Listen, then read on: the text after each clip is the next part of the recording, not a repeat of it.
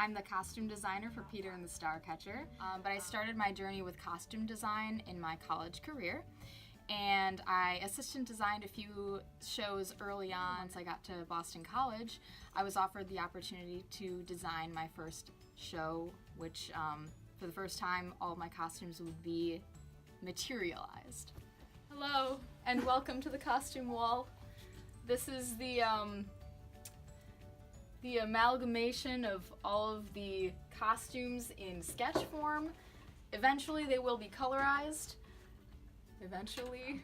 So I start by really looking at the script in depth and writing down character traits, things that come to mind about what's most important about the characters and what needs to come across in their costume.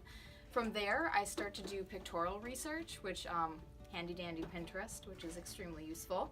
I happened to find a picture that really inspired me for Mrs. Bumbreak, a ridiculous picture from the 1880s of a very astute looking woman with a very large bustle, very large hat, and I said, yes, that is exactly what I want to channel for Mrs. Bumbreak.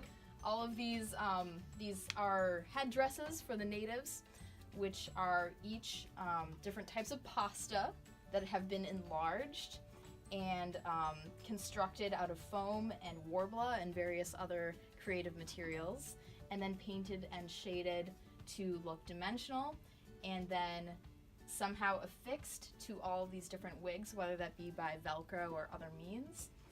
And as you can see, we have the entire supermarket realm of pasta available in wig and headdress form. For mermaids' colors in general, what I did is I researched pictures of coral reefs and underwater life, and took those brilliant colors and tried to figure out what combinations popped the most.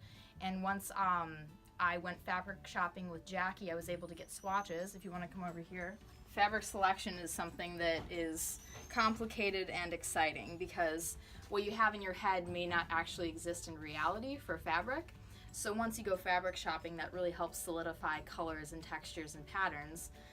One of the challenges that I had to look at for costuming this show was how to deal with the mermaids. So the solution was found in constructing a tail-like skirt, the bottom of which flares out and looks kind of like a fin.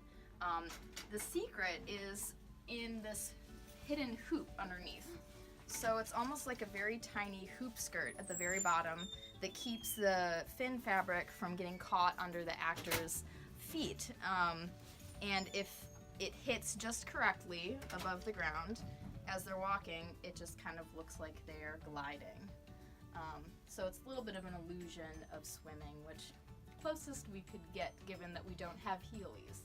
This luscious costume actually belongs to two of the actors, which presented some wonderful and exciting challenges with designing this particular coat. So this coat starts off in the hands of Lord Astor and eventually gets taken away from Lord Astor and given to Blackstash, who wears it for the rest of the show. So that presents a few challenges. First, the two actors are not similar in height or build. So this coat has to somewhat fit both of them, which is an interesting thing to work around. And in addition, design-wise, it has to work with both of their costumes that they're wearing underneath it, color-wise and just design-wise in general. When I found out that I was being offered this opportunity to costume design Peter and the Starcatcher, I was completely over the moon, and I still am.